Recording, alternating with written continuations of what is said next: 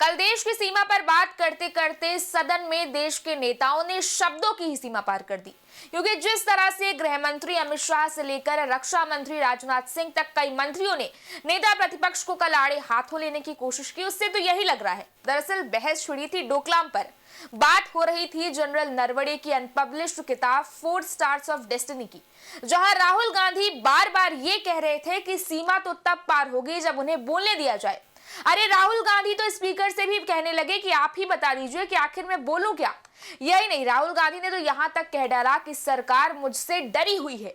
वहीं उधर सत्ता पक्ष भी काउंटर अटैक करने में पीछे नहीं रहा और इस शोरगुल और तमाशे के अलावा भी संसद में कल बजट सत्र में बहुत कुछ ऐसा हुआ जिसे आपके लिए जानना बेहद जरूरी है। तो वीडियो के एंड तक बने रहे हमारे साथ। नमस्कार, मैं आकृति और आप देख रहे हैं इंडिया पब्लिक खबर।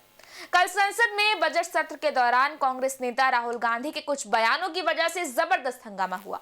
दरअसल राहुल गांधी पूर्व army chief general MM Naravane की किताब 4 स्टार्स ऑफ डेस्टिनी से कुछ कोट करना चाहते थे। चूंकि ये किताब पब्लिश नहीं है, इसलिए संसद की रूलिंग के अनुसार कोई भी सांसद इसे कोट नहीं कर सकता।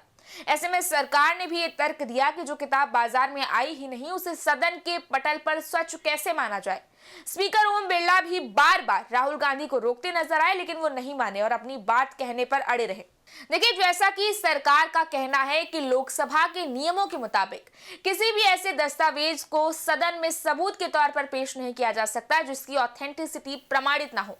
किताब अभी पब्लिश नहीं हुई है, इसलिए उसे पब्लिक डॉक्यूमेंट नहीं माना जा सकता। ऐसे में स्पीकर को यह अधिकार है कि ऐसी जानकारी देश के सामने ना आने दे। वो सदस्यों को ऐसा करने से रोक सकते हैं। लोकसभा की रूलिंग में यह अधिकार उन्हें दिया गया है। बता दें कि लोकसभा के संचालन के लिए बनाए गए rules of procedure and conduct of business ये स्पष्ट निर्देश है कि कोई सदस्य सदन में क्या बोल सकता है और क्या नहीं, ये स्पीकर तय कर सकता है।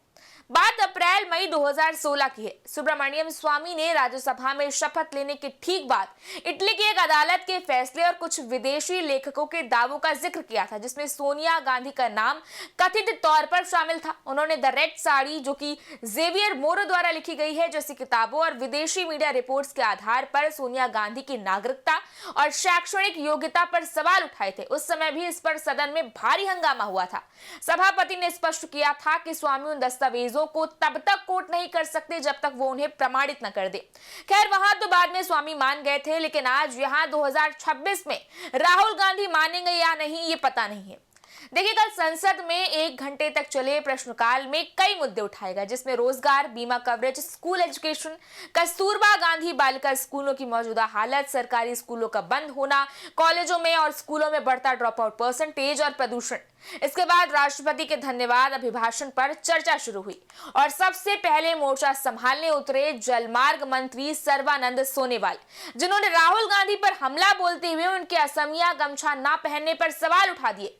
इसके बाद मैदान में उतरे बीजेपी के यंग स्टार बेंगलुरु से सांसद तेजस्वी सूर्या और उन्होंने कांग्रेस को उसके ही पुराने दिन याद दिलाने शुरू कर दिए और पुरानी यूपीए सरकार पर जमकर निशाना साधा। यही नहीं, तेजस्वी सूर्या ने कांग्रेस पार्टी और नरेंद्र मोदी के बीच का फर्क भी गिनवा दिया। कांग्रेस सांसदों से यह सुना नहीं गया और यहीं से इस पूरे बवाल की शुरुआत हो गई। तेजस्वी सूर्या का बयान सुनकर कांग्रेस सांसद भी पूरे जोश में उनका विरोध करने लगे। ये देखकर अमित शाह अपनी कुर्सी छोड़कर उठ खड़े हुए और इस पूरे बवाल को और हवा दे दी।